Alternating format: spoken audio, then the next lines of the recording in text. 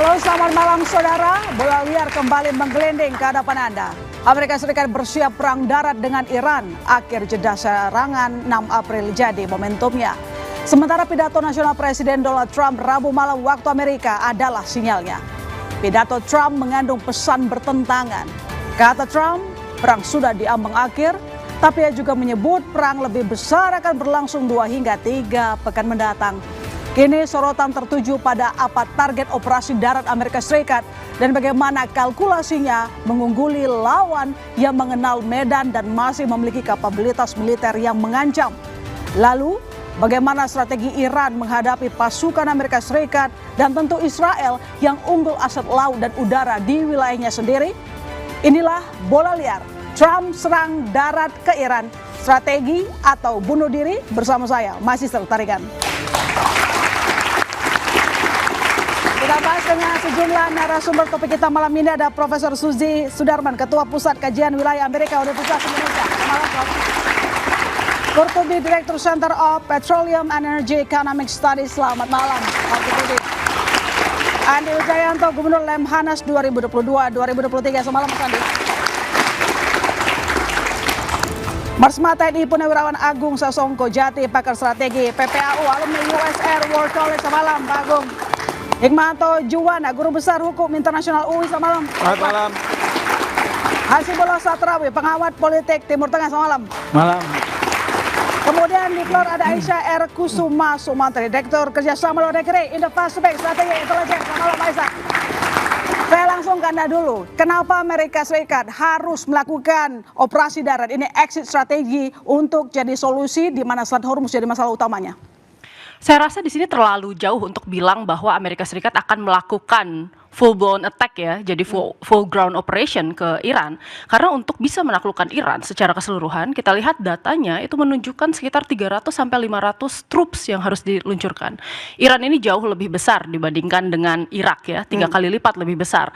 Lalu kemudian secara terrain ya, itu dikelilingi dengan pegunungan, dan sekarang satu-satunya kemudian jalan masuk itu adalah melalui wilayah pantai, yang mana itu bertepatan dengan Selat Hormuz. Saya rasa di sini apa yang dilakukan Amerika Serikat menambah pasukannya di kawasan Timur Tengah dan kemudian menambah Marines dan bahkan para troopers ya, itu adalah untuk mengambil keuntungan di pulau-pulau di Selat Hormuz. Di antaranya adalah Pulau Kark, yang kita ketahui merupakan lifeline dari Iran itu sendiri. 90% dari produksi minyak Iran itu diproduksi di Pulau Kark. Sehingga saya rasa di sini Amerika Serikat ini berusaha untuk mendapatkan leverage dari negosiasinya ke Iran. Karena Amerika Serikat sekarang cuma punya 3 pilihan. Yang pertama itu adalah melakukan pergantian rezim, yang mana ini sudah kita tahu bahwa ini mustahil untuk dilakukan. Yang kedua adalah melakukan pelemahan terhadap kapasitas militer dari Iran, ya, yang mana ini kita tahu bahwa ini sedang dilakukan bersamaan dengan pilihan ketiga, yaitu menyeret kembali Iran ke meja perundingan. Tetapi kan kita lihat di sini bahwa Iran ini semakin lama semakin berusaha untuk melakukan penguluran perang gitu ya, membuat perang ini menjadi protracted. Jadi dia berusaha untuk merubah arsitektur perangnya itu sendiri gitu. Karena semakin lama perangnya berlangsung, maka kemudian tekanan di bidang ekonomi, tekanan di bidang keamanan, tekanan di bidang politik ini akan semakin besar untuk Amerika Serikat. Terutama dari segi politik domestik dan juga politik internasional. Dan kita lihat di sini Donald Trump sudah terdesak karena dampak dari perang ini ternyata sudah dirasakan sebenarnya dari seluruh dunia ya. Jadi tidak hanya di Amerika Serikat saja. Sementara Donald Trump juga menghadapi midterm election di bulan November dan harus membuktikan legitimasi dari peperangan ini nanti di akhir bulan April ke Kongres dan ke Senat Amerika Serikat. Dan itu merupakan suatu tekanan yang besar untuk Trump. Nah sekarang saya rasa Pulau Kark ini merupakan salah satu desperate attempt dari Trump untuk bisa merancang sebuah negosiasi yang lebih menguntungkan Amerika Serikat sendiri. Meskipun poin-poin yang diajukan Amerika Serikat tentu saja itu sulit dipenuhi oleh Iran. Nanti saya akan lagi, saya ke Mas Sastrawi. Apakah Anda melihat memang Amerika Serikat sangat tertekan, atau kemudian apa maksud dari Trump mengatakan ya 2-3 minggu lagi akan ada serangan yang lebih besar? Ya, yang pertama menurut saya semua kita pengamat dan akademisi mungkin sepakat bahwa membaca Trump ini tidak mudah. Sebagai tokoh, sebagai presiden apalagi. Karena yang pertama Trump tampil dengan perubahan yang begitu cepat, inkonsistensi, bahkan kadang-kadang kontradiksi, bahkan kadang-kadang dia di luar nilai-nilai yang menjadi pakem bagi masyarakat tentang kebaikan, tentang konsistensi dan lain sebagainya. Trump adalah sesuatu yang berbeda. Nah, oleh karena itu membaca tentang Trump butuh energi tersendiri, dan saya mencoba membacanya paling tidak dengan mengumpulkan beberapa pernyataan, terutama yang disampaikan dalam beberapa hari terakhir. Yaitu yang pertama adalah pidato yang disampaikan pada tanggal 24, kalau dalam hitungan saya kurang lebih di 584 jam semenjak perang itu terjadi kemarin. Di mana saat itu Trump tampil dengan diksi yang sangat optimistis ya, bahwa ini perang akan segera berakhir dan mungkin beberapa hari lagi, bahkan dikatakan pihak Iran sudah mulai bernegosiasi. Padahal saat itu bahkan yang disebut sebagai tokoh alternatif menganggap bahwa itu cuman bohongan belaka dari Trump. Jadi itu satu konteks, dan yang kedua konteksnya adalah pidato terakhir kemarin, pidato 20 menit yang kalau kita baca agak berbeda daripada pidato yang di tanggal 24 kemarin. Karena kalau tanggal 24 itu kayak semacam skenario besar yang dipentaskan agar menjadi ide bagi para pihak terkait dengan perang untuk mengarah kepada versi dia, berakhir sesuai dengan cerita dia, berakhir sesuai dengan skenario dia. Yang kemarin saya melihat justru kepada awal kampanye. Jadi dia mulai menghadapi publik Amerika dengan cara menyampaikan poin-poin yang 20 menit itu, latar belakang kenapa perang ini harus diambil, capaiannya seperti apa, bahkan gambaran ke depan, karena dia takut ditekan oleh domestiknya, dikasih gambaran mungkin ada kenaikan minyak tapi tidak akan terlalu lama. Jadi dia ingin mengatakan dia masih kontrol keadaan. Nah, persoalannya memang sekali lagi lapangan tidak dikuasai oleh Trump. Bahkan ketika dia belum selesai bicara, dia bilang bahwa Iran sudah hancur, pasukannya sudah hancur, roketnya sudah hancur. Tiba-tiba belum selesai, rudal Iran sudah nyampe di Israel. Jadi sekali lagi ini menurut saya satu keadaan yang memang Trump sekarang saya membacanya tidak sedang mengontrol keadaan, dan dia mencoba untuk bisa tadi mengakhiri perang ini, karena makin lama perang ini akan semakin menghanguskan kepentingan politik dia. Karena itu sesuatu yang saya anggap lebih pasti dari ketidakpastian Trump yang besar adalah bahwa dia butuh akhir perang ini lebih cepat. Tapi sekali lagi itu tidak mudah karena lapangan tidak bisa dibungkus oleh retorika dia yang sempurna. Dia bilang Iran sudah hancur, ternyata Selat Hormuz juga belum bisa diapa-apain. Dia bilang rudalnya Iran sudah nggak ada yang tersisa, ternyata Israel dalam beberapa hari terakhir lebih sering kebakaran daripada hari-hari sebelumnya. Jadi itu kenyataan-kenyataan yang akhirnya dibaca secara apa adanya oleh masyarakat kita semua. Oke, baik, Mas Andi, di Amerika Serikat sendiri ini udah gonta-ganti pejabat ya. Menlunya sendiri, Menteri Pertahanannya itu mengganti beberapa pejabat militer di Amerika Serikat. Apakah ini tandanya adalah upayanya agar nanti para pejabat atau siapa yang ditempatkan untuk mendukung kampanye dari Trump? Ya, tapi itu akan menjadi upaya yang susah ya, karena ya ilmu perangnya masih sama. Ya, jadi kalau melihat apa yang dilakukan oleh Amerika Serikat, Pentagon itu butuh waktu untuk benar-benar memahami penggunaan AI dalam perang itu pengaruhnya seperti apa ke doktrin, ke strategi, ke organisasi. Tapi itu belum mereka pelajari sekarang. Mereka baru menggunakan AI-nya. Jadi siapapun yang akan nanti diangkat menjadi kepala staf angkatan darat yang baru atau ada pergantian-pergantian yang lain, itu cetakannya masih sama. Ya, betul-betul masih sama. Yang kemudian akan mengatakan perangnya menjadi messy war. Messy war itu perang yang berantakan karena tidak didahului oleh tujuan yang spesifik. Ya, waktu Irak 1 tujuannya sangat jelas, mengusir pasukan Irak dari Kuwait. Itu tercapai dalam waktu 100 jam. Ya, waktu Irak 2 tujuannya adalah pergantian rejim. Ya, menemukan senjata pemusnah massal yang tidak bisa mereka lakukan dan pergantian rejim. Baghdad jatuh setelah Amerika Serikat 23 hari lakukan operasi. Kali ini kita nggak tahu yang akan menjadi tujuan Amerika Serikat apa. Tadinya saya menduga penghancuran total fasilitas nuklir. Ya, tapi bukan itu yang menjadi sasaran utama dalam serangan-serangan seminggu pertama. Atau yang kedua adalah memastikan kapabilitas retaliasinya, dalam hal ini rudal dan drone, itu dipatahkan. ternyata gagal. Ya. Yang ketiga melumpuhkan Garda Republiknya, juga gagal karena Garda Republiknya tidak digelar dalam satu komando yang integral, tapi sudah mirip-mirip dengan gerilya yang ada di 17 titik yang paling utama di Iran. Yang keempat yang paling susah, pergantian rejim.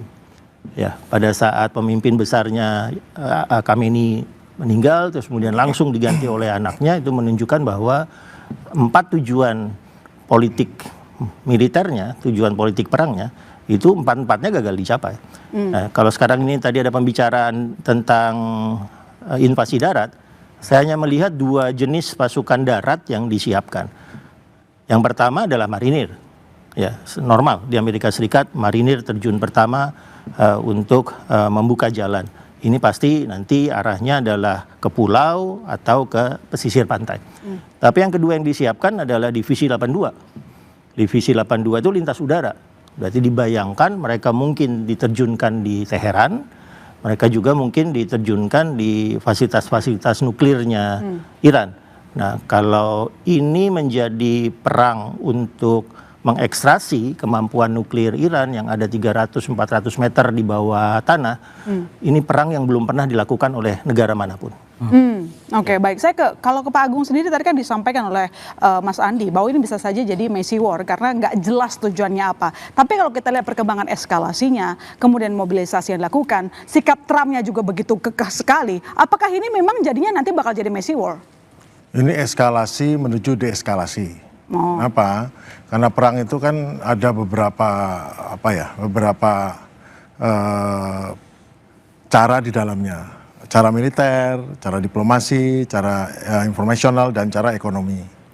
Sekarang ini yang dilakukan oleh Iran adalah fase perang ekonomi. Bagaimana membuat Amerika kehilangan potensi ekonominya, makin tergerus ekonominya, sehingga itu membuat Amerika menyerah. Sementara Amerika sendiri bagaimana caranya menyakiti Iran agar dia menyerah. Masalahnya ternyata yang dianggap untuk menyakiti, menghancurkan jembatan, menghancurkan semua itu, ternyata tidak buat sakit Iran. Karena Iran sudah memiliki penangkal sebelumnya, yaitu seperti disebutkan Pak Andi adalah desentralisasi daripada organisasi pertahanannya. Desentralisasi untuk menyerangnya, sehingga tidak bisa terganggu. Jadi yang sangat bagus. Tapi yang jelas dari apa yang kita ketahui, bahwa diplomasi militer ekonomi pada saat sebelum perang Amerika unggul sekali, Iran tuh nggak ada lah. Kalau soal Israel kayaknya nggak penting ya, kita nggak Israel itu di mana ya nggak tahu ya, nggak pernah kedengeran deh sekarang, itu hanya korban tembakannya. Tapi sekarang kita konsen pada Amerika dan Iran. Sekarang setelah 1 bulan lebih, ternyata diplomasi Amerika keteteran. Apa yang diomongkan oleh Trump tuh agak nggak jelas, tapi saya jelaskan nanti kenapa. Secara informasional jelas babak belur, karena pada saat medsos sudah jalan, sekarang kelihatan nih, mulai kancur yang dulu nggak disiarkan media besar, kelihatan nih, kacaunya betapa Tel Aviv, bocor di sini, ada pesawat jatuh segala macam. Secara militer ya memang hancur ya semua di permukaan, tapi kita tahu juga yang di bawah permukaan itu masih sibuk membalas, dan pihak yang menangkis makin nggak bisa nih, makin lama makin tembus nih.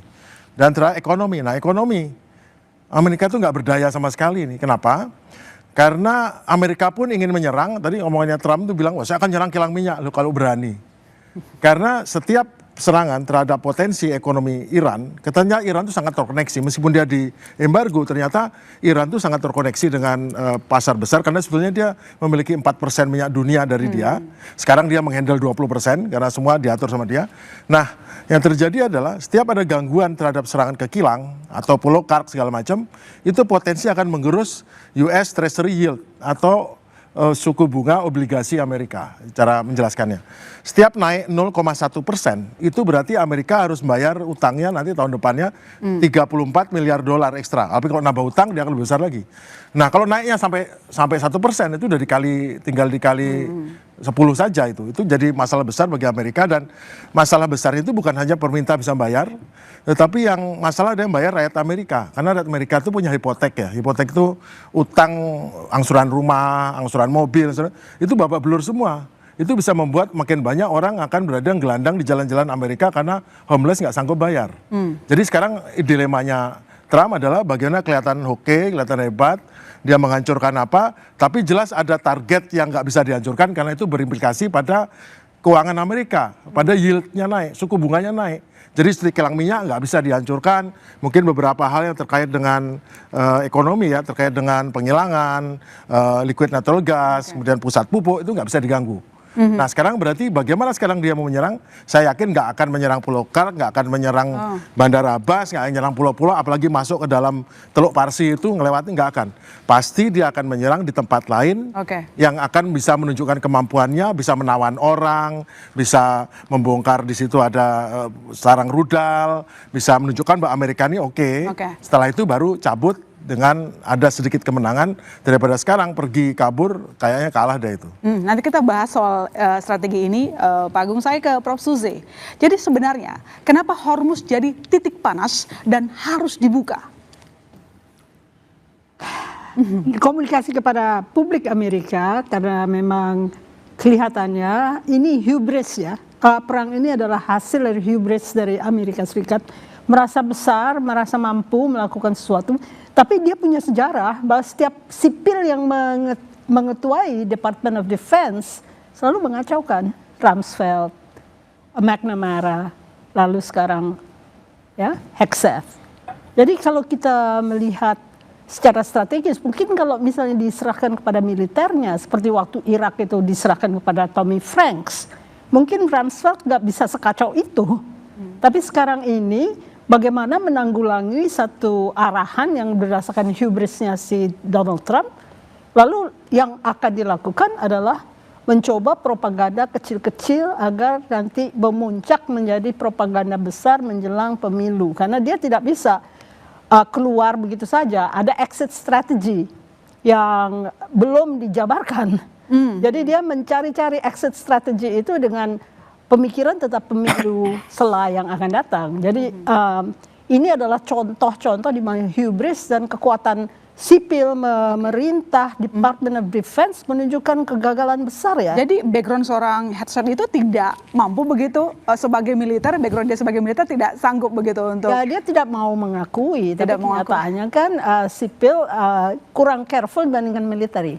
Not because saya keluarga militer ya, tapi jelas kalau militer lebih mencari safety. Tapi kan dia juga ganti beberapa orang-orangnya dia untuk menjabat begitu. Apakah itu pun juga nggak cukup? Jenderal Randy dipecat oleh dia, kepalanya Army. Karena mungkin dia tidak setuju dengan apa yang akan diperintahkan oleh Hegseth. Lalu belum pernah kejadian tentara Amerika itu dibuai oleh ucapan-ucapan agama. Bahwa ini ada perang suci, ini adalah akan menunjukkan cinta mereka kepada Christ dan sebagainya. Jadi mereka sendiri menolak ajaran-ajaran baru, doktrin-doktrin baru, dan melihat tindakan-tindakan Hegseth yang serba aneh. Itu kalau perempuan jadi jenderal langsung dipecat, langsung disingkirkan. Belum pernah kondisi di mana Amerika Serikat itu begitu kacau ya, begitu ingin melakukan sekehendak hati. Saya kira perempuan sudah diakui perannya di dalam militer Amerika, cuman masalahnya ini adalah sekelompok orang yang male chauvinist dan white supremacist ya. Jadi kita lihat kalau orang kulit berwarna langsung dipecat ya. Jadi bukan bagaimana membesarkan kemenangan Amerika Serikat, tapi ribut soal yang kecil-kecil untuk menunjukkan kepada MAGA bahwa kami masih MAGA, padahal MAGA-nya sudah pecah. Oke, nanti saya lanjut lagi ke Prof. Jadi Prof, kira-kira apa exit strategi baik untuk Amerika Serikat maupun Iran? Nanti dijawab, kami segera kembali saudara, tetap di Bola Liar.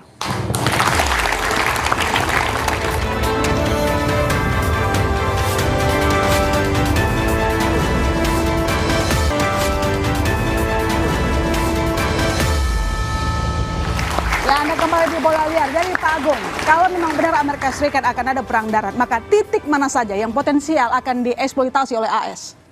Oke, ini sebelumnya saya ceritakan, ini adalah Iran yang besar, ini adalah Irak, ini Syria, ini Israel kecil mungil di sini, kemudian ini Jordania, ini Saudi, kemudian ini negara teluk ya, ada Oman, ada Abu Dhabi, Uni Emirat, ada Bahrain, ada ini ada Qatar, Bahrain pulau kecil di sini. Dan di sini terdapat banyak sekali pangkalan Amerika di Abu Dhabi, Al Udeid, Bahrain, ini pangkalan laut, Al Salam Air Base, Al Asad di Irak, kemudian ada di Al Salim ini di Kuwait, kemudian ada di Aman ya, di Jordan, termasuk juga ada di Turki, Incirlik dan ini. Oke. Sebagian besar yang ada di sini itu sudah tidak berfungsi. Tidak berfungsinya kenapa?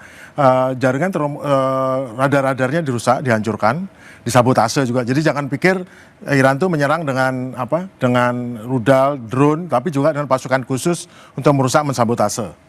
Sekarang pilihannya adalah ada komando intent, ada perintah dari Presiden Trump yang sangat khawatir US Treasury yield atau suku bunga banknya, suku bunga obligasinya turun.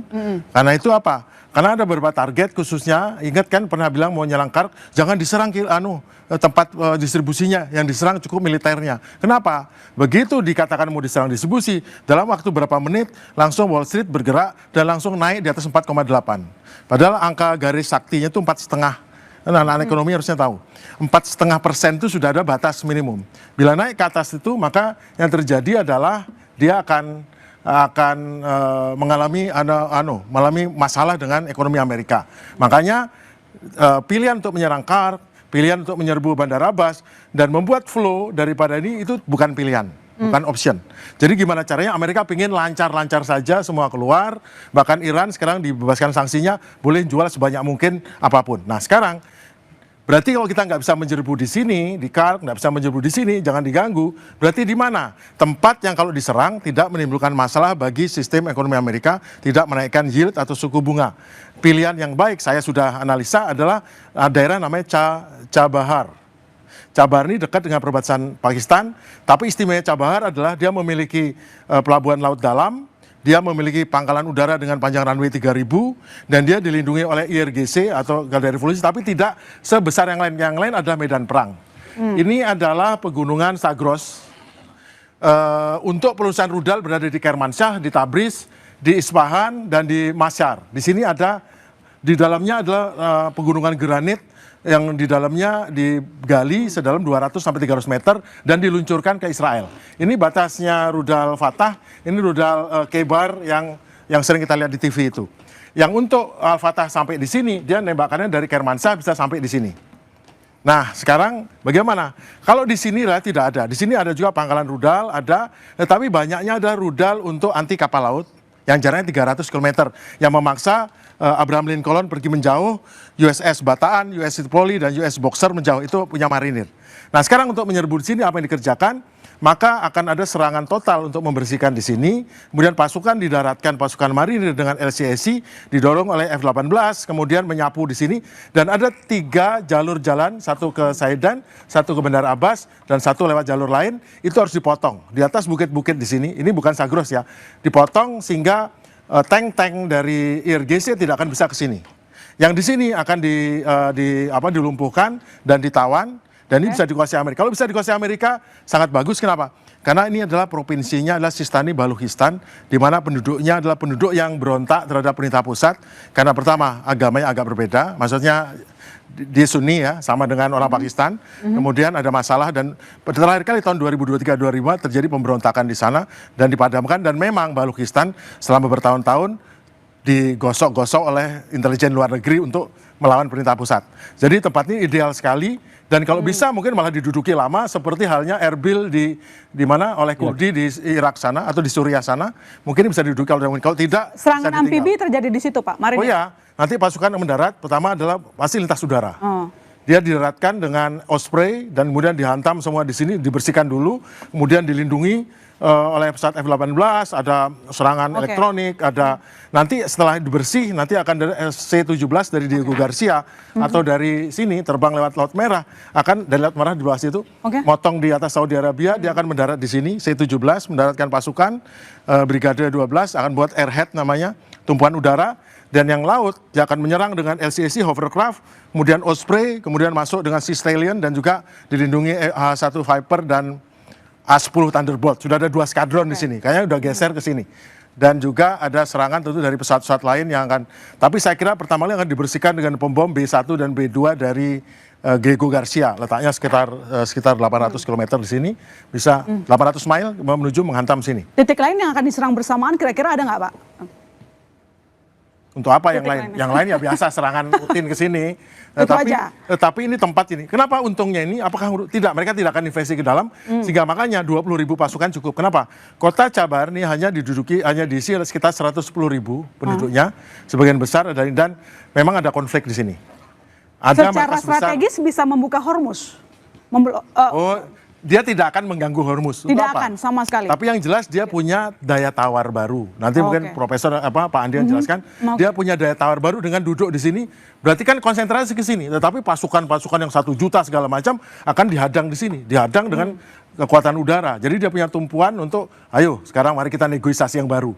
Sekarang Amerika nggak berdaya karena dipegang saklar ekonominya oleh Iran. Tapi saklarnya apa? Maksudnya dia siap menghancamkan apa saja di sini yang buat Amerika bangkrut karena yieldnya naik. Tapi kalau di sini tidak sama sekali. Jadi ada target yang tidak menaikkan yieldnya karena tidak ada langsung ke ekonomi Amerika. Baik, Mas Andi, kira-kira koridor mana yang potensial dapat dieksploitasi oleh AS yang tadi adalah untuk meningkatkan daya tawar mereka? Silakan.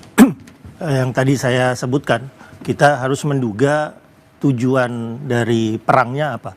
Amerika Serikat akan mengatakan kami menang perang jika berhasil melakukan apa. Yang tadi yang pertama, yang paling jelas adalah tadi sudah disampaikan oleh Pak Agung, yang rudal di sini. Tapi ini yang menjadi masalah. 3 fasilitas nuklir.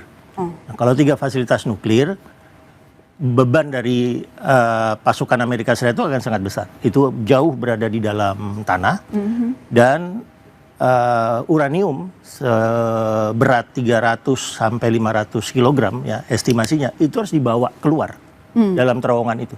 Jadi bukan sekedar misalnya terowongannya dihancurkan, uraniumnya dibiarkan. Enggak, uraniumnya harus dibawa. Dan itu harus pakai perlengkapan khusus. Ya, perlengkapan perang nuklir yang khusus. Ini perang yang belum pernah dilakukan oleh siapapun. Ya, jadi Amerika Serikat sendiri juga menduga-duga ya tentang kemungkinan ada kontaminasi, radiasi dan seterusnya. Dan karena Iran tahu bahwa Amerika akan terjun di sana, 82 akan terjun di sana dan kemudian akan mengambil ekstraksi dari bahan-bahan uranium, maka Iran sudah bersiap-siap menghancurkan semua infrastruktur yang akan mendukung Amerika Serikat untuk mengekstraksi.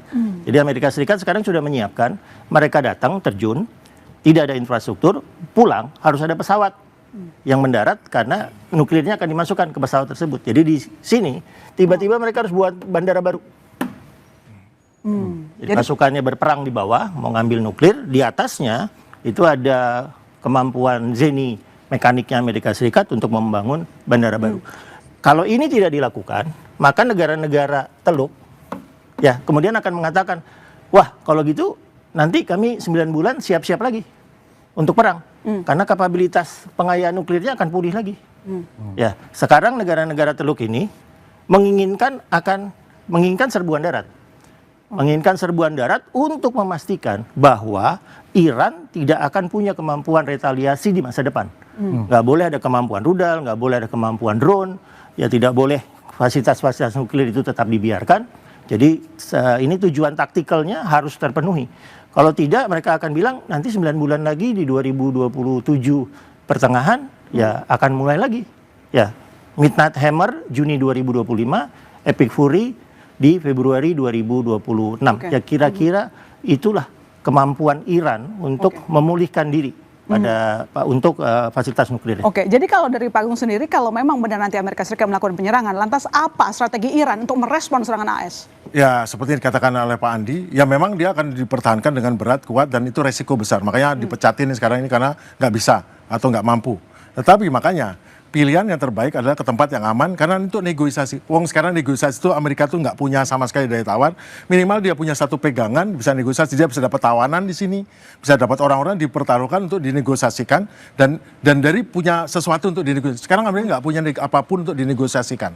Itu kan bayangin negara sebesar itu merasa menang hancur. Ini banyak yang hancur loh, tapi hancur tidak karena tactical objektifnya menghancurkan semua. Ada listnya, ada orang, ada ini macam-macam ini listnya ini hancur semua atau rusak semua. Tetapi objektif utamanya atau strategic objektifnya nggak tercapai. Rejim seperti kata Pak Andi, rejimnya nggak tumbang, Revolutionary Guard-nya, garda revolusinya masih oke. peluncurannya masih oke, orangnya masih nggak masalah, minyaknya masih oke, nggak ada masalah. Artinya nggak tercapai, gagal. Epic Fury itu sudah gagal, nggak berhasil sama sekali, gagal. Segagal-gagalnya gagal, nilainya 0, sekarang 0 besar. Ilona, boleh saya sedikit sampaikan di sini ya? Oh baik, silakan. Kalau misalnya kan pasukan marinir nih, kalau pasukan marinir harusnya ada di Selat Hormuz kan, membebaskan itu. Padahal kemarin Trump mengatakan bahwa kita udah deh, kita nggak memikirkan Selat Hormuz lagi. Biar itu negara-negara Eropa, negara-negara yang punya ketergantungan yang memikirkan itu. Artinya marinir itu tidak mungkin dia pergi ke Natanz, ke Fordo, ke Isfahan, bahkan ke Teheran. Tidak mungkin. Nah, pertanyaan para militer yang 82nd Airborne, pertanyaannya adalah yang disiapkan itu, yang saya dengar itu 2.000 orang. 2.000 orang tadi kan Aisyah katakan, dia masuk ke sini, itu dia akan menghadapi berapa ratus ribu pasukan Iran. Apa mungkin? Kan begitu. Jadi yang saya dengar dari Marco Rubio, Menlu Amerika, mengatakan Amerika tidak akan mengirim pasukan darat ke sini, tetapi memang itu opsi yang disiapkan kalau sewaktu-waktu Presiden Trump memerintahkan. Tapi kalau misalnya Trump melihat situasi seperti ini, pasukan itu masuk dari mana? Dan jumlahnya harus berapa untuk bisa menaklukkan yang di tengah itu? Karena Hormuz itu udah bukan masalah lagi bagi Trump. Seperti tadi Pak Andi katakan kan berubah-ubah nih. Selat Hormuz itu salah satu tadinya mau dibuka. Tapi karena tidak banyak negara yang mau bergabung dengan Amerika Serikat mengatakan sudah, kita tidak akan fokus pada Selat Hormuz. Baik, kalau Pak Kortubi, menurut Anda sebagai ahli perminyakan, mungkin nggak kira-kira Kirk Island diduduki oleh Amerika Serikat atau bahkan diserang? Menurut saya, dilihat dari sejarah perminyakan kedua negara, Indonesia sama Amerika, ya, terjadi perkembangan yang kontradiktif.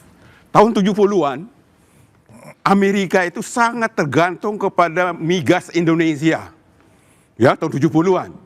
Kita produksi migas terbesar di Asia waktu itu.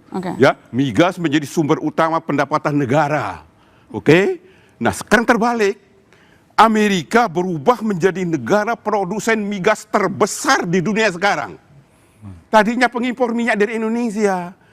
Ngemis-ngemis dulu Amerika itu udah minta dikirimin minyak dari Indonesia, meskipun di Indonesia perusahaan-perusahaan Amerika juga bergerak di Indonesia pada waktu itu, ya. Nah, arah pergerakannya berbeda. Amerika berubah menjadi negara produsen minyak terbesar di dunia saat ini. Terbesar di dunia sekarang. Indonesia menjadi pengimpor minyak terbesar. Kita ngimpor minyak 1,5 juta barrel per hari, produksi cuma 600.000 barrel. Karena kesalahan undang-undang yang dibiarkan oleh sekian banyak presiden. Undang-undangnya salah. Undang-undang migas nomor 22 tahun 2001 menyebabkan produksi minyak itu anjlok. Undang-undang ini dibiarin oleh Presiden Jokowi, Presiden SBY. Terus terang aja mereka membiarkan undang-undang yang salah, yang telah menyebabkan investor itu lari dari Indonesia karena undang-undang migas ini tidak benar. Belum ketemu minyak, belum ketemu gas, harus bayar pajak. Salah itu. Yang benar, kita butuh investor dari manapun. Kita hormati investor itu, izin-izinnya dulu itu dikelola oleh Pertamina. Jadi investor itu Pak Kortubi, lantas apa dampaknya dengan penutupan Selat Hormuz kepada Indonesia?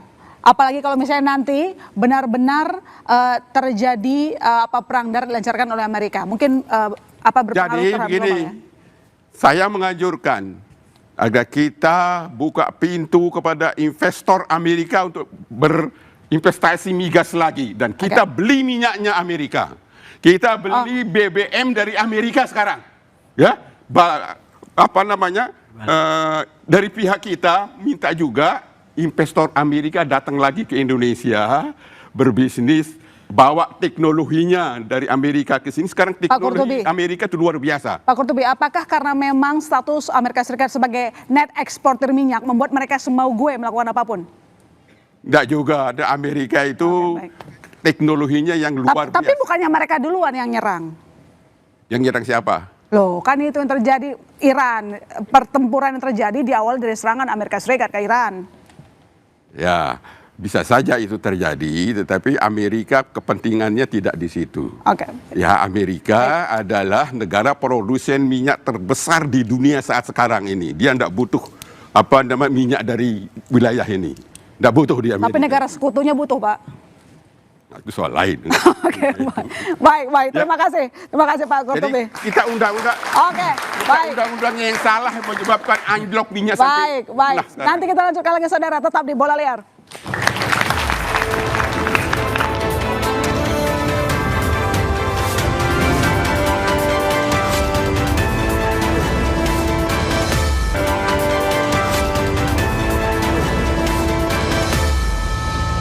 Menyaksikan Bola Liar dari Mas Andi. Kalau tadi kita ngomong soal Amerika, sekarang bagaimana tentang counter strategi dari Iran untuk mengimbangi atau bahkan mengalahkan AS?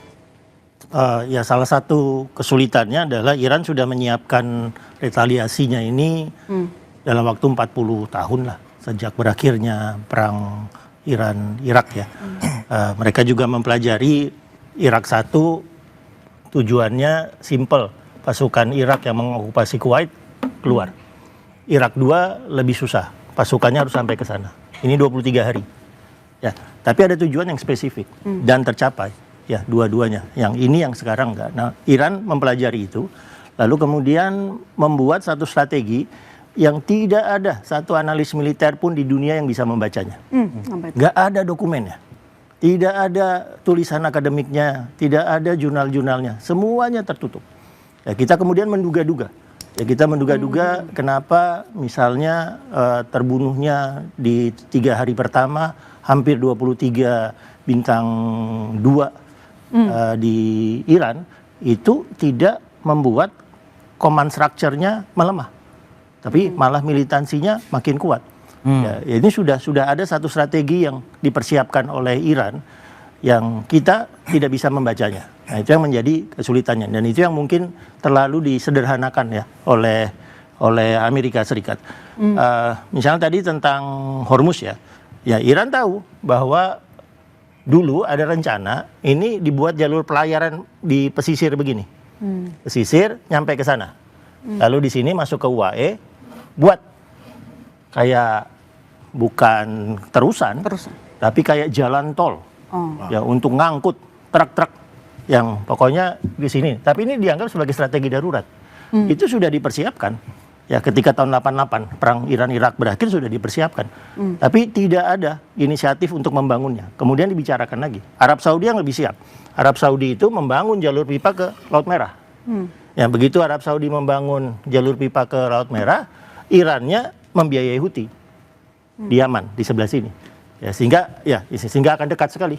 Ya ketika Choke point 2 ya. Choke point 2-nya. Nah, sekarang kalau seandainya tadi Pak Agung sudah mengatakan musuh utamanya Amerika dalam semua perang-perang seperti ini adalah waktu. Itu musuh utamanya. Kalau ngelihat pooling, pada saat perangnya terjadi, dukungannya tinggi.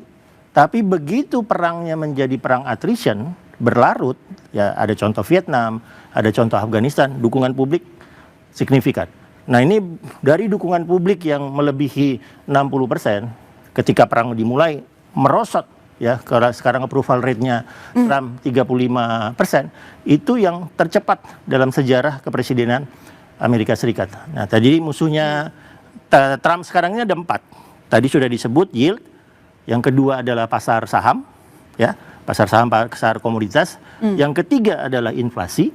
Nah, yang keempat ini yang lebih mengerikan dari 3 ini adalah pemilu yang akan dihadapi Trump di akhir tahun ini ya. Jadi kemudian muncul sejak April 2025 ketika Liberation Day itu ada muncul istilah TACO. Trump always chicken out.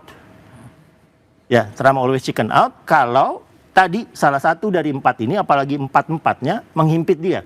Yield tembus 4,5 misalnya, harga saham merah, komoditas ya. Jadi misalnya ya Amerika Serikat produsen minyak terbesar, tapi kendali harga bukan di dia. kendali harga tetap di pasar komoditas. Begitu nanti supply di dunia itu terganggu, harga naik, ya orang yang ngisi bensin di Amerika Serikat beli dengan harga yang lebih mahal juga. Saya baru kembali dari Canberra ya. Itu pertama kali ada workshop lah antara pemerintah Indonesia dengan Australia didampingi oleh akademisi tentang keamanan ekonomi. Yang menariknya mereka memakai kata keamanan ekonomi. Ditampilkan simulasinya kalau seandainya ini tertutup. Ya. Kalau seandainya ini tertutup, pemulihan harga minyak ini bisa sampai 180, lalu harga itu bisa saja turun cepat ke angka 90-80, tapi pemulihan dari dampaknya itu bisa 2,5 tahun. Oke, baik. Pak Agung, tadi kan Anda menyatakan kalau misalnya memang Marinir lewat Chabahar, lantas bagaimana dengan dari countermeasure-nya dari Iran? Iran mestinya sekarang jadi udah ketahuan kan, saya udah ngomong gini, Iran menyebar ketahuan, disiapkan. Mereka tidak jelas tidak menyiapkan di sini. Kenapa? Karena mereka semua menjaga di sini. Persiapan kalau semua terpaku pada Selat Hormuz dan Selat Hormuz, Kark, kemudian tempat-tempat ini siap untuk menampung. Di sini tempat yang paling sedikit. Yang pertama, masyarakatnya nggak populer. Kemudian memang tidak banyak ini, dan saya udah selidiki bahwa memang sedikit yang di sini. Dia ada markas besar IRGC di sini, yaitu untuk Angkatan Laut. Tetapi itu bersifat logistik karena jadi di dalam sini banyak pelabuhan, Bandar Abbas punyanya Iran. Satu-satunya pelabuhan yang di luar Selat Hormuz atau Teluk ini adalah di sini. Jadi kalau ini tertutup bisa di sini. Nah, ini penting sekali. Dan yang penting lagi adalah dengan mudahnya Amerika dapat logistik untuk di sini bukan tapi dari Pakistan langsung bisa nyebrang, logistik dengan samaran apapun. Dan ini langsung bisa kapal induk mendekat, maksudnya di luar jarak tembakan ini bisa mendekat kapal terbang. Tanggal 1 April kemarin, pada pagi hari 1 April itu ada sekitar 4 pesawat pembom B-2 mau ngebom ke Pulau Kark.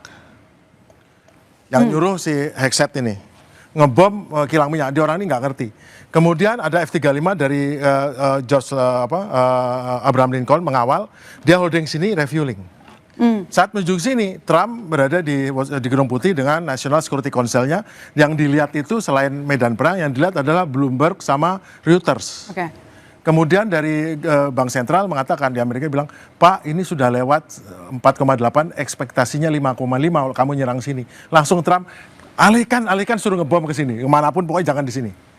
Jadi ada target tertentu dan mereka udah tahu betul bahwa nggak boleh nyerang apapun yang mengganggu kelancaran minyak, termasuk minyaknya Iran. Jadi bohong besar kalau mengatakan saya hancurkan kilang minyak, tidak ada. Ada satu variabel Pak Agung yang belum kita bahas. Ya. Ketika ini cuma 100 jam, ketika ini ke sini cuma 20-an hari, saat itu Amerika Serikat menikmati yang disebut sebagai keunggulan air power. Total. Sama sekali tidak ada retaliasi apapun dari Irak. Ya, jadi pasukannya mendarat di sini, pasukannya bergerak, ada highway of death di sana, nggak ada sama sekali serbuan udara Amerika Serikat. Nah, yang dari Irak, yang ini ditanya, tanda tanya, karena retaliasi serangan udaranya Iran tetap terjadi, dan mungkin itu yang menyebabkan sekarang ketegangan antara menteri yang sipil dengan militer Amerika Serikat yang sudah megang satu prinsip sejak Perang Dunia II. Tanpa ada air power supremacy, kami nggak akan menerjunkan pasukan darat. Dan itu tidak terpenuhi syarat itu sampai sekarang. Jadi setelah menurunkan pasukan marinir dan ini merebut airhead dan bulkhead, maka yang pertama berikutnya adalah Patriot dan lainnya ditaruh di sini. Nah, kalau itu nggak bisa dikasih, ya jangan nyerbu sini. Tapi kalau tetap presiden yang aneh ini nyuruh untuk nyerbu, tempat ini yang paling aman. Dah itu pilihannya. Nggak ada tempat lain nggak akan aman. Pak Kurtubi, menurut Anda sendiri, apakah nanti harga minyak bisa menembus $200 per barel kalau Hormuz tetap tertutup dan masih ada perang besar? Sangat mungkin. Sangat mungkin? Sangat mungkin, sehingga kita harus waspada. Dari sekarang, kalau boleh ya, undang-undang migas itu segera dicabut oleh Presiden. Agar investor kembali marak masuk Indonesia. Kita punya wilayah darat sama laut sama dengan benua Eropa. Darat dan laut kita sama luasnya dengan benua Amerika. Minyak itu ada di darat dan ada di laut. Kita masih begitu banyak potensi migas kita di perut bumi, baik di darat maupun di laut. Itu tidak pernah bisa kita tangani karena salah kelola undang-undangnya yang salah dibiarkan sampai detik ini. Undang-undang segera dicabut sama Presiden Prabowo kalau beliau ingin berpikir migas kita ke depan bisa meningkat drastis naik ya. Cabut itu undang-undang yang jahat ini. Ya kok dibiarkan gitu loh. Saya sudah ribuan kali ngomong di TV di mana supaya dicabut, nggak ada yang mau denger. Pemerintah sampai detik masih berlaku itu undang-undang yang jahat ini. Yang menyebabkan produksi minyak cuma 600.000 barel per hari. Coba. Padahal begitu banyak potensinya. Masih belum mau nanya, silakan. Saya rasa poinnya menjadi sangat menarik dan kompleks menurut saya, terutama kalau kita baca dari perkembangan terbaru. Saya ingin menggunakan diksi yang digunakan oleh Presiden Trump untuk menggali lebih dalam yang disampaikan oleh Mas Agung dan Mas Andi dan juga Pak Kurtubi nanti di akhir, yaitu 2-3 minggu. Pertanyaan saya adalah sejauh mana mungkin penguasaan di mana tadi Mas Agung itu yang disampaikan di Chabahar itu 2-3 minggu mungkin nggak untuk menguasai pasukan di situ? Dan untuk Mas Andi sama, sejauh mana mungkin 2-3 minggu mungkin nggak menguasai uranium itu dan diangkat ke atas sesuai dengan yang Mas Andi tadi sampaikan? Ini karena mungkin atau target tidak? dari Trump itu kan 2-3 minggu ke depan, 2-3 minggu perang ini akan berakhir. Mas Agung mungkin atau enggak? Trump tidak mengatakan soal diambil uraniumnya. Trump yang katakan adalah kita akan beri pukulan terakhir yang membuat pukulan terakhir itu pukulan terakhir menghancurkan banyak dan menghancurkan perasaan banyak. Dan saya ngelihat uranium sudah nggak penting lagi bagi dia karena nggak mungkin. Jelas nggak mungkin. Maksud saya begini Mas Agung, sebenarnya Trump ini kan penuh dengan diksi-diksi yang misteri ya, yang kita nggak pernah tahu ini akan arahnya kemana. Saya ingin mengatakan kalau memang 2-3 minggu itu tidak mungkin untuk mencapai yang disebut sebagai perang ini selesai, menguasai tempat itu saja tidak mungkin, berarti ada kemungkinan lain yang bisa kita bicarakan, bisa jadi 2-3 minggu adalah strategi Trump. Untuk Iran, lagi-lagi kita gunakan strategi Trump nggak pernah linear ya. Jadi Exit minimalis, Mas. Iya, dia menggunakan A, dia menyampaikan A, tapi yang dikerjakan adalah B. 2-3 minggu itu konsisten dengan strategic belief-nya Amerika Serikat ya, sejak Perang Dunia II. Jangan pernah berperang di kawasan Timur Tengah melebihi bulan Juni. Juni, Agustus jangan berperang kawasan Timur Tengah. Panasnya nggak karuan. Panasnya alam ya? Panas alamnya nggak karuan. Iya. Ya, itu bisa suhu 40-50 derajat kan? Kalau di musim panas ya. Jadi perang di Timur Tengah itu memang selalu dirancang sebagai perang musim dingin. Ya, waktu terbaik untuk berperang di Timur Tengah itu bulan Februari. Artinya sekarang kan sebenarnya gini, glorifikasi terhadap perang bahwa Amerika menang itu selalu didengungkan oleh Trump. Tapi dalam waktu 2-3 minggu ke depan, yang jelas bahwa pasukan darat tidak mungkin diturunkan. Karena sangat pendek waktunya. Yang kedua waktunya, apakah itu untuk membebaskan Selat Hormuz yang katanya sekarang bukan prioritas lagi, atau misalnya menangani masalah uranium.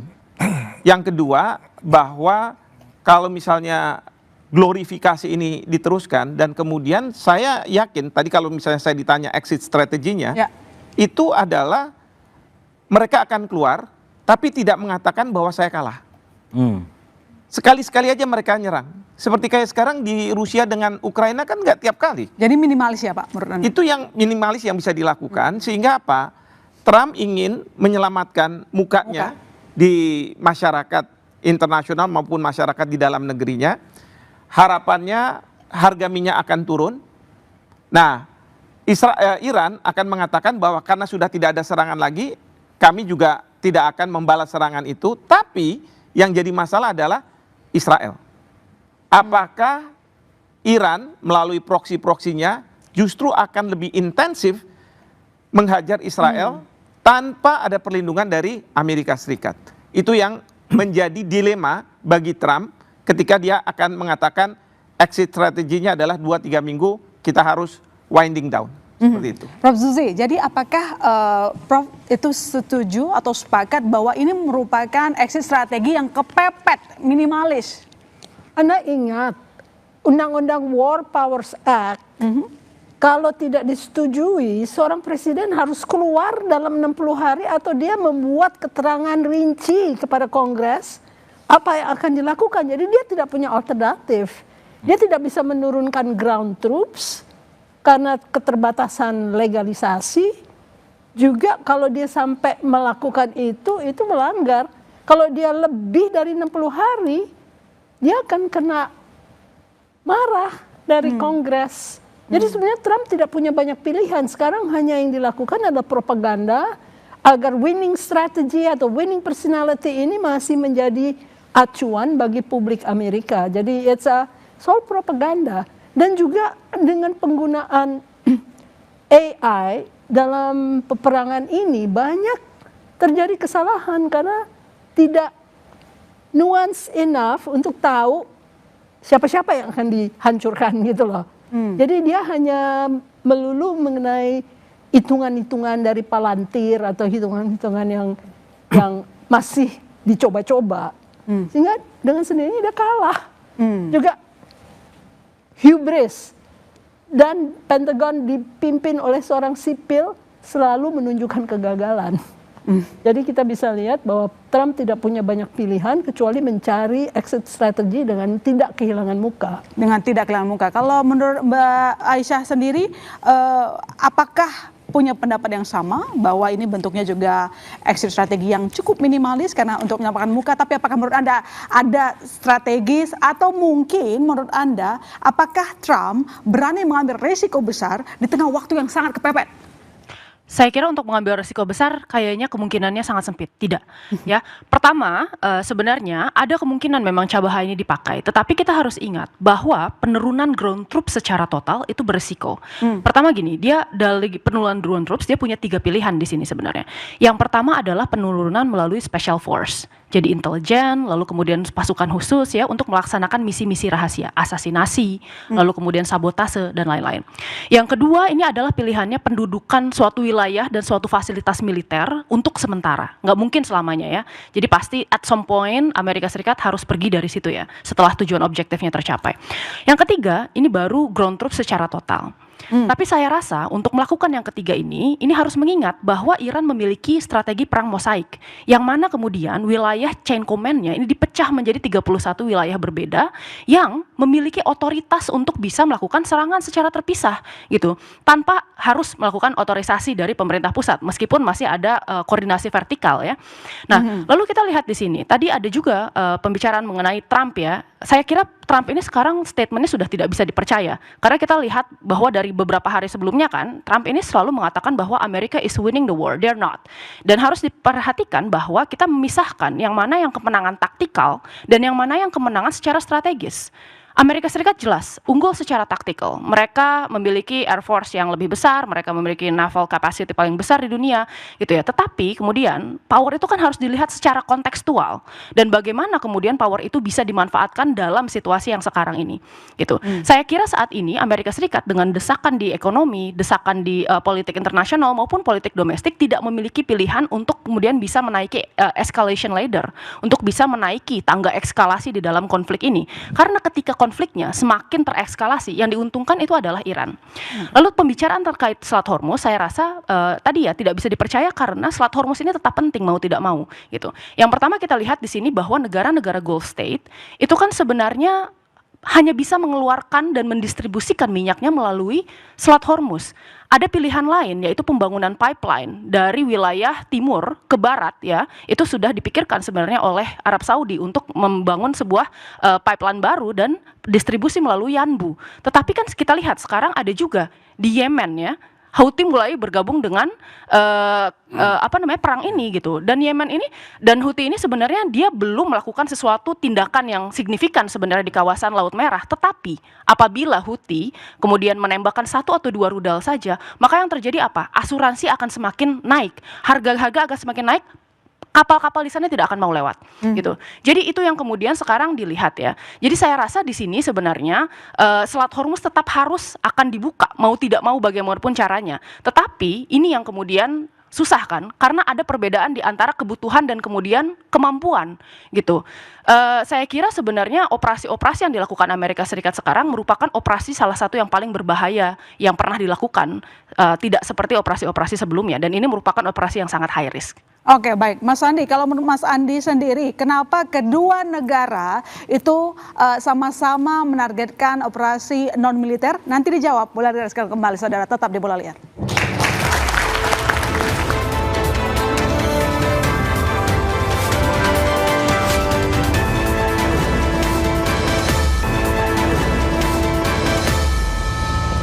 Ya, Mas Andi, jadi kenapa Iran menargetkan target yang non militer? Katakanlah Batel, kalau kemudian ada 18 perusahaan teknologi yang juga tengah disasar.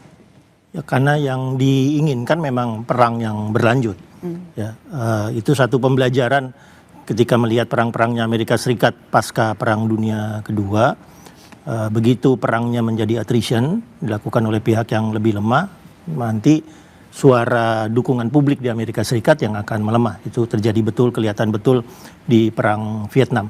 Ya, ini sekarang kemarin sudah ada gerakan masif di kota-kota Amerika Serikat yang mereka tidak menginginkan Trump berubah menjadi raja, no king, dan seterusnya, yang menunjukkan arus balik dari dukungan terhadap perang, karena perangnya sudah melebihi dari apa yang dibayangkan bahwa ini akan menjadi perang yang singkat.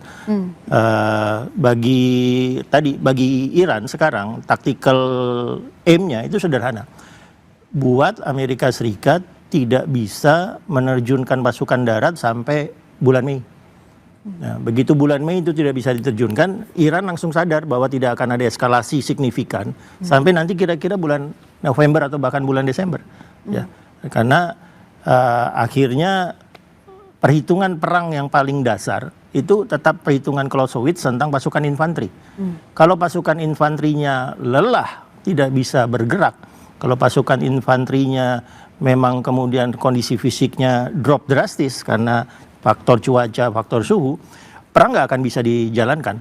Nah, yang menjadi menarik di Epic Fury ini, karena kemudian pasukan infanterinya, pembuatan keputusannya dibantu oleh AI. Ya, Palantir, Maven, dan seterusnya. Pasukan infanterinya punya batas fisik kelelahan, AI-nya nggak pernah lelah. Ya, jadi ada dua pertimbangan yang maju mundur. Pasukan infanterinya Angkatan Darat Amerika Serikat bilang enggak, ini tidak bisa, sementara AI-nya akan tetap mencari binary baru untuk mencari celah-celah baru. Pak Agung, bagaimana kita menjelaskan strategi perang asimetrik yang dilakukan oleh Iran ini? Apakah begitu memang membuat Amerika Serikat sendiri kebingungan? Membayar yang mahal untuk pengorbanan yang murah. Drone murah, rudal murah, berhadapan dengan penangkis yang mahal, udah jelas. Tekor nih sekarang udah habis. Kemudian serangan ekonomi. Jadi yang ditekan dengan blackmailnya, menutup Selat Hormuz dan memastikan Amerika nggak berdaya untuk menghancurkan apapun itu, membuat kalau Iran sampai ekonominya ambruk, ya dunia juga ikut ambruk gitu. Kenapa? Karena dia tahu bahwa yang lewat di Hormuz itu bukan hanya minyak. Di sana ada minyak itu 20%, LNG 30%, pupuk 30% dunia, helium, bahan untuk membuat IC itu dari situ. Kemudian belerang, kemudian banyak hasil byproduct dari itu yang dibutuhkan dunia. Bahkan untuk plastik, aspal, semua di lewat sana. Artinya yieldnya Amerika itu naik bukan hanya karena minyak. Makanya nanti silakan itu Hormuz dipakai, silakan nanti diurus sama lain. Saya nggak ngurus, itu betul. Karena makin Amerika cawe-cawe itu makin masalah bagi dia. Nah, sekarang asimetri apa? Itu asimetrinya. Jadi selama ini kan yang dibunuhi sama Iran itu kan, sama Amerika itu kan ahli nuklir, ahli militer. Justru yang sukses adalah perang ekonomi. Tim perang ekonominya Iran itu adalah lulusan Harvard dan Stanford. Presidennya lulusan Stanford. Mereka tahu betul apa yang buat Amerika sakit dengan cara ini, cara ditekan, diperes. Sekarang semua serangan, rudal apapun drone, itu adalah tujuannya membuat sakit Amerika di bidang ekonomi. Memastikan tidak berdaya seperti tadi dijelaskan Pak Andi, itu hub-hubnya semua, hub-hub dari Google, Amazon, dan semua yang ada di Timur Tengah itu dibubarkan semua, diserang semua, orangnya nggak berani datang, dan kan pergi semua tuh orang sipil Amerika itu diperintahkan. Ya memang perang asimetri itu begitu, nyata asimetri itu aspeknya bukan hanya senjatanya murah mahal, tapi juga efek ekonominya, efek diplomasi, dan efek lainnya, efek informasinya. Makanya butuh serangan darat karena efek-efek lainnya itu bukan sekedar dapat apa serangan darat, dapatnya banyak. Bisa jadi film, bisa jadi apapun itu yang membuat masyarakat Amerika tidak terlalu khawatir, oh dia sukses, dia apa. Jadi dia perlu simbol-simbol untuk kesuksesan itu, perang informasi, persepsinya gitu. Prof Fik, kalau menurut Prof Fik sendiri, kenapa yang diserang adalah non-militer? Apakah ini upaya mengimbangi serangan yang belakangan terjadi ke Teheran maupun Isfahan? Ya, yang pasti adalah gini ya, kalau ditanya ini Trump perang darat ke Iran, strategi atau bunuh diri, kalau menurut saya itu bunuh diri. Apalagi dengan jangka waktu yang sangat singkat ya. Trump itu mengatakan 2-3 minggu. Ya, ini saya juga bingung juga, seorang chief of command dia bicara soal berapa lama. Artinya sekarang bagi Iran kalau dia bertahan 2-3 minggu berarti dia bisa menangkan perang. Karena dia posisinya adalah bertahan, bukan menyerang. Ya, justru yang menyerang ini kalau 2-3 minggu nggak selesai berarti kita tahu siapa yang kalah. Itu yang pertama. Yang kedua, 2-3 minggu ini akan dimanfaatkan oleh Trump. Satu-satunya yang bisa dilakukan adalah perang udara. Bukan perang darat. Perang udara melakukan serangan-serangan yang masif, yang tidak terkontrol, tidak menyesuaikan dengan ketentuan yang ada dalam hukum perang, hukum humaniter internasional. Ingat, Pete Hegseth mengatakan bahwa bagi kita, tentara Amerika, kamu habisi siapapun di depan Anda. Itu ada seorang jenderal yang mengatakan, ini nih calon jenderal Amerika Serikat, ini nih calon war criminal. Karena apa? Dia mengatakan nggak ada itu. Kalau misalnya dalam perang itu harus ada yang namanya prinsip diskriminatif, membedakan antara sipil dengan militer, instalasi sipil dengan militer, begitu. Tapi kalau ini dia akan serang habis-habisan, misalnya instalasi listrik. Kita tahu bahwa itu sebenarnya sangat penting bagi rakyat Iran, kan gitu. Sipil, masa mau diserang? Jembatan kemarin, tapi alasan dari pihak Amerika Serikat, oh jembatan itu digunakan untuk mengangkut berbagai bahan untuk pembuatan drone dan lain sebagainya. Itu kan menurut saya aturan itu dijadikan justifikasi seolah-olah diperbolehkan. Tapi ingat, biasanya kalau dalam konteks perang ini pergi ke peradilan itu setelah perang ini usai. Dan kita tentukan siapa yang kalah. Yang kalah itu yang akan harus berhadapan dengan peradilan. Nah, oleh karena itu, kalau saya melihat memang 2-3 minggu ke depan ini Trump akan habis-habisan. Ya, dia ingin mengglorifikasi bahwa kita telah melakukan serangan-serangan yang sangat luar biasa. Nah, ini kalau misalnya masyarakat internasional diam, kita marah. Termasuk kita Indonesia. Kalau kita tidak bisa keras mengatakan bahwa perang yang dilakukan oleh Amerika Serikat dan Israel ini bertentangan dengan hukum perang, hukum humaniter internasional, dan kita maunya diam-diam saja, itu berarti kita salah. Aturan ada, tapi kalau kita tidak berteriak, maka kita yang salah. Maka saya harap pemerintah Indonesia berani untuk bicara, mengatakan bahwa perang ini adalah perang yang ilegal, perang yang bertentangan dengan hukum perang, hukum humaniter internasional, dan kita harus ada di belakang Iran. Demikian juga negara-negara besar. Mereka harus ada di belakang Iran karena mereka tahu mereka tidak mau dilibatkan oleh Trump karena perang yang dilakukan oleh Amerika Serikat dan Israel adalah perang yang ilegal. Seperti itu. Baik. Jadi Pak Qurtubi, baik Israel maupun Iran sama-sama menyerang depot minyak. Apakah Anda setuju bahwa ini merupakan perang rantai pasok? Ke siapa? Pak Qurtubi. Oh, Saya. Pak Qurtubi. Kenapa diulang? Jadi baik Iran maupun Israel sama-sama menyerang depot minyak. Apakah ini artinya mereka memang tengah berperang rantai pasok? Ya, jadi Mereka tahu bahwa minyak ini punya peran yang sangat penting di setiap negara. Kalau perang ini sumber minyaknya dihancurkan, dirusak, dihambat, mereka akan menderita. Itu sudah umum ya. Sehingga khusus untuk kita, ya, intinya bagaimana kita ini jangan sampai tergantung begitu besar terhadap minyak Middle East. Minyak dari mana, jangan sampai. Mau negara gede Indonesia masa ngimpor minyak begitu besar sekarang ini, sehingga berakibat kepada nanti harga BBM akan naik.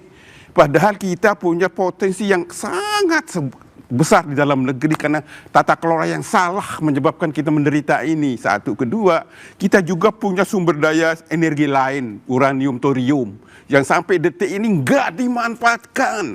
Kita mestinya bisa membangun pembangkit listrik tenaga nuklir, PLTN, ya, yang sangat bagus untuk kepentingan industri. Nggak bisa juga dikembangkan sampai sekarang karena kesalahan pemerintah. Ini ya, mestinya presiden yang sekarang ini segera ya memproklamirkan, memanfaatkan uranium sama thorium yang ada di Indonesia, dimanfaatkan untuk membangun listrik dari tenaga nuklir. Contohnya seperti itu. Enggak juga sampai sekarang. Akhirnya apa? Ketergantungan energi kita luar biasa, tergantung dari luar. Itu yang terjadi. Harusnya ada kesiapan energi ya. Harus ada. Kami segera kembali saudara, tetap di Bola Liar.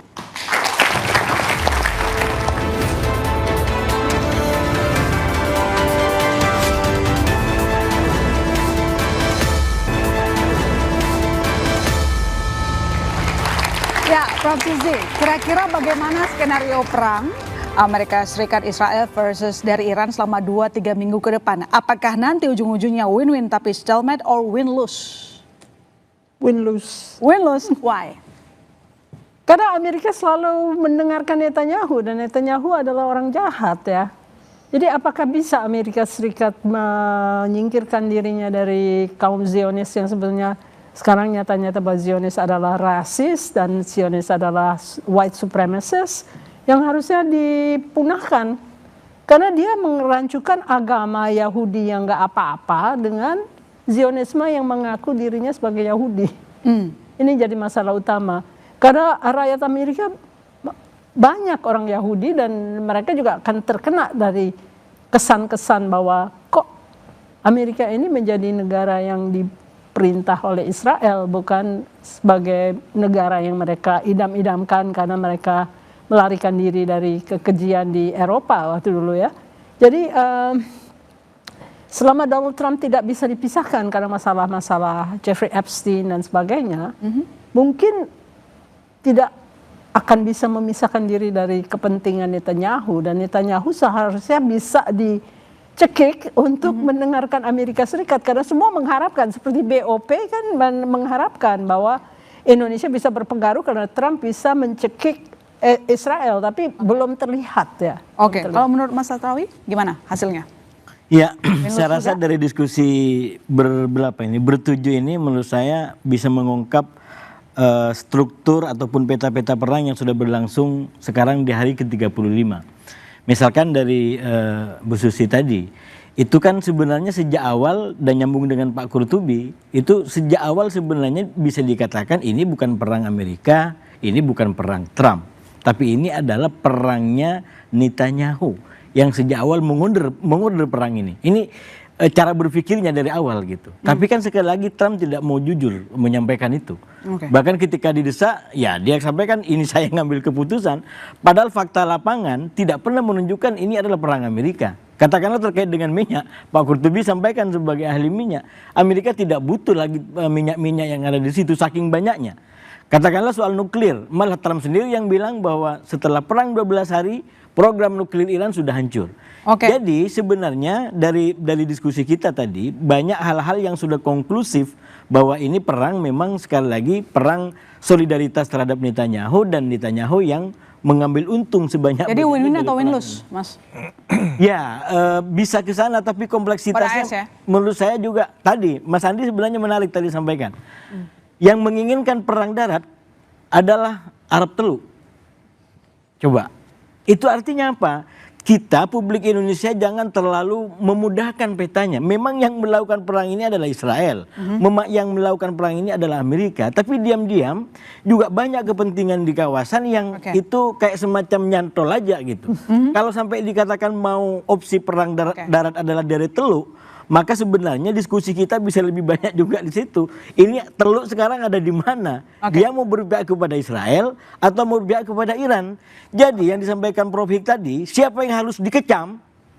Itu bisa tidak semudah itu gitu. Kenapa? Karena ini sudah tali temali. Teluk itu merasa tidak punya salah. Ya, karena dia cuma sebagai sebuah negara lalu diserang oleh Iran. Iran juga sadar betul bahwa ini bisa menimbulkan luka. Karena itu saya melihat dari awal ini kalau akhirnya nanti Iran menjadi menang, kemenangan Iran tidak lepas dari taktik saya sebut sebagai sayap yang menggunakan bola lambung, yaitu sayap Selat Hormuz dan negara Arab Teluk. Gara-gara di dua sayap ini, maka Trump tadi tidak berkutik. Dia dibelenggu oleh kepentingan ekonomi, dia dibelenggu oleh pasar, dia dibelenggu oleh kepentingan pemilik. Baik, Mas Andi, singkat saja. Jadi skenario, apakah skenario akhir peta keamanan, apakah tetap status quo atau mungkin ada perubahan tatanan menurut Anda? Dua hal yang memang harus diselesaikan oleh Amerika Serikat ya, dan dua-duanya bukan pertanyaan militer, dua-duanya pertanyaan geoekonomi. Bagaimana mengatur energi di kawasan tersebut, karena ketegangan Amerika Serikat dengan Iran itu diawali dengan operasi Ajax ketika pemerintah Iran tahun 50 menasionalisasi perusahaan-perusahaan minyak di Iran yang saat itu dimiliki sebagian besar oleh British Petroleum. Ya, lalu British Petroleum membuat operasi hoax kalau sekarang bilangnya, bahwa yang sedang dilakukan oleh Iran adalah nasionalisasi yang akan mengarahkan Iran menjadi negara sosialis komunis. Nah, lalu di tahun-tahun 20-an tahun terakhir energinya tetap, tapi dari minyak beralih ke nuklir. Nah, Iran menginginkan dia punya energi nuklir. Misalnya UAE negara minyak, tapi Februari 2026 saya ke sana kaget karena mereka sudah memiliki 5 reaktor nuklir. Nah, jadi Irannya kalau UAE bisa, kenapa kami tidak bisa? Tapi kemudian ada penjelasan, loh yang kamu lakukan bukan energi nuklir tapi senjata nuklir karena pengayaan uraniumnya sudah di atas 2,5%. Oke, Mbak Esa, singkat saja. Jadi apakah ada perubahan skenario akhir, tetap status quo atau mungkin ada tatanan baru? Singkat saja ya. Saya kira di sini Amerika Serikat harus sadar bahwa tatanan dunia memang sudah berubah. Karena superpower Amerika Serikat itu dari dulu itu memang adalah aliansi-aliansinya. Dan bahkan sekarang kan Amerika Serikat mengatakan bahwa dia ingin keluar dari NATO. Nah, saya kira sekarang AS ini sedang berada di dalam strategic crossroad. Antara memang dia mundur dari peperangan ini dan menyelamatkan dirinya sendiri, gitu ya, atau kemudian tetap berperang tetapi babak belur sebenarnya. Karena kalau misalnya dia pergi dari peperangan ini, itu juga sesuatu yang tidak bisa terpikirkan. Taruhlah misalnya sebenarnya ini melihat bahwa banyak sekali negara-negara partnernya di Arab Teluk dan semuanya akan berteriak ketika Selat Hormuz ini masih akan dikuasai oleh Iran. Lalu kemudian kita juga melihat bahwa negara-negara lain ini akan tetap menyalahkan Amerika Serikat karena mereka semua pada akhirnya terdampak oleh dampak ekonomi perang ini. Nah, selain itu kita juga bicara tentang Israel dan ini adalah partner tradisional dari AS. Saya kira sekarang Israel yang sedang berperang melawan 3 front sekaligus ya, di Lebanon, di Yaman dan kemudian di Iran, ini akan sangat sulit untuk ditinggalkan oleh Amerika Serikat. Jadi sekarang sebenarnya ada dilema yang sedang dihadapi Amerika Serikat dan saya rasa kalau pertanyaannya apakah ini akan berubah dari sistem internasional, yes it will. Oke, menurut Pak Agung gimana? Apakah nanti tetap status quo atau mungkin ada tatanan baru? Singkat saja Pak Agung. Israel maunya balkanisasi Iran. Negara-negara di Timur Tengah yang nation state, Syria, Irak, Libya, itu sudah diruntuhkan dengan proyek jangka panjang.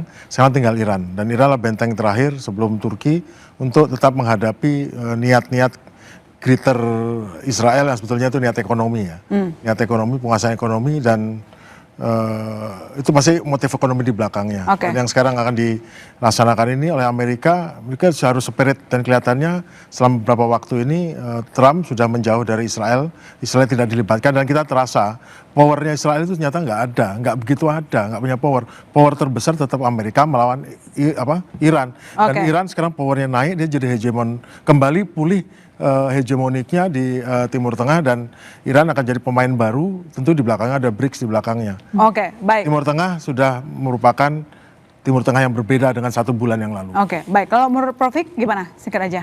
Yang pasti akan ada perubahan. Negara Teluk tidak akan percaya lagi dengan Amerika Serikat. Israel berpikir berulang-ulang kali kalau dia akan menyerang Iran. Dan kemudian proksi-proksi Iran akan terus melakukan serangan-serangan ke Israel, membuat Israel itu tidak lebih aman daripada sebelumnya. Dan terakhir mungkin negara-negara Eropa juga sudah tidak akan percaya pada Trump lagi. Baik, terima kasih untuk seluruh narasumber yang sudah hadir dan teman-teman mahasiswa. Dengan demikian saudara, saya mahasiswa Tarigan pamit. Sampai jumpa minggu depan di Bola Liar.